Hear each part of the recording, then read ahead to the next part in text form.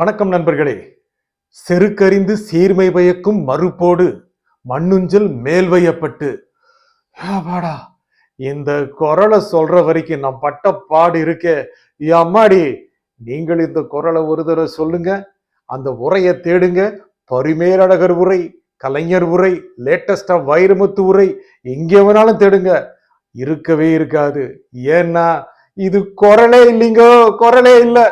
என்னது குரல் இல்லையா அப்படின்னு நம்ம ஆளுநர் ஆர்.என். ரவிக்கு ரொம்ப அதிர்ச்சியா போச்சுங்க, ரொம்ப அதிர்ச்சியா போச்சு.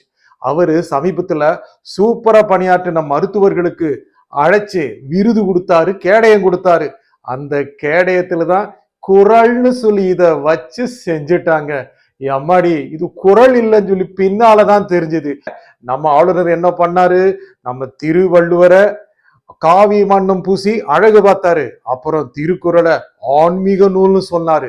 அந்த வகையில தான் எல்லாம் சாதனை புரிஞ்சவங்களுக்கெல்லாம் ஒரு கேடயம் கொடுப்போம், அதுல திருக்குறளை எழுதி கொடுப்போம்னு நல்ல எண்ணத்துல பண்ணாருங்க. யாரோ இப்படி வச்சு செஞ்சுட்டாங்க. என்ன பண்றது? அவருக்கு எப்படிங்க தெரியும்? அவர் என்ன 1330 குறளையும் நல்லா படிச்சு கரைச்சு குடிச்சவரா?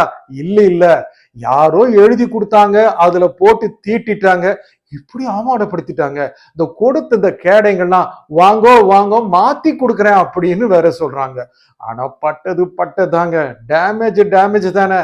நம்ம ஆளுநருக்கு சர்ச்சைக்கும் ரொம்ப தூரமான, எப்பவுமே சர்ச்சையில் இருக்கிறவர் தான். தமிழ்நாடு சொல்லக்கூடாது, தமிழகம் சொல்லணும்னு சொல்லிட்டு நான் சொல்லலையே அப்படின்னு வேற சொல்லிட்டாரு. அப்புறம் சட்டப்பேரவையில பாஸ் ஆகி அனுப்புற மசோதாக்கள் மேல உட்கார்ந்துட்டு இருந்தாரு. உட்கார்ந்துட்டு இல்ல, கொர்ன்னு தூங்கிட்டே இருந்தாரு. அப்புறம் உச்ச நீதிமன்றம் ஒரு கொட்டு வச்ச பிறகு டக்கு டக்குன்னு இப்பெல்லாம் சிக்னேச்சர் கிடைக்குது. இப்படிலாம் இருக்கிறவரு நல்ல வழி ஒண்ணு, நல்லது செய்யணும்னு சொல்லி விருது வழங்கி கேடயம் வழங்கி அதுல திருக்குறளை வடிச்சு கொடுத்தாரு அப்படின்னா, அவரை இப்படி வச்சு செஞ்சிட்டீங்களேப்பா.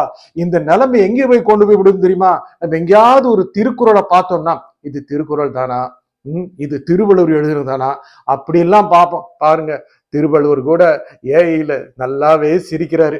நம்ம நம்பவே மாட்டோமே. இனிமேல் எங்கேயாவது திருக்குறளை பார்த்தோன்னா உடனே திருக்குறள் புரட்டிப்பாது, திருக்குறள் தானா அப்படின்னு ட்ரிபிள் செக் பண்ணிட்டு என்ன பண்றது? நிலைமை அப்படிதான் இருக்கு. நன்றி, வணக்கம்.